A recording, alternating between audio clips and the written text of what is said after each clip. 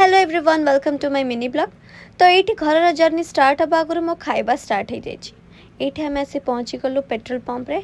तापरे पुणी दीदी पीला चा और किछटा चिप्स आनला कहीं मु तो खाइबा बिना किछि ही जानिनी।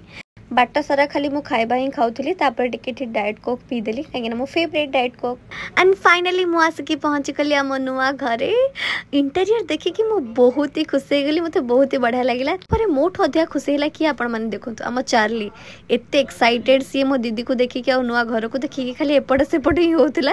एंड किछि समय परे हमर गोटे गोल्ड बैठक बसतिला। बैठक बसिबार कारण होची नुआ ड्रेस नुआ साड़ी समस्तक पई आस्तिला। तो एठी खोड़ी माँ समस्त देखुथिले जे केमिति सब ड्रेस आ साड़ी आछि। आ एठी देखि परथबा गोटे नेम प्लेट एटा मु आनिछि मीरा क्रिएशन हम घर सामने रे लागिबो। बहुत ही सुंदर हेतिला। Thank you Meera creation. आ मो लिटन भाई एठी बसे के सब जिनिस पत्र सजाडुथला। तापर हमर डिनर टाइम हे गला। आमे खाइलु मुड़ी होची बालेश्वरियांको इमोशन। तो मुड़ी न खाइले हमर हबनी। तापर आमे आसी गलुटी समस्त मिसिकी सोइबु बोली। हमको पुणी जल्दी उठिबा को पड़िबो काहे कि ना काली होची घर प्रतिष्ठा।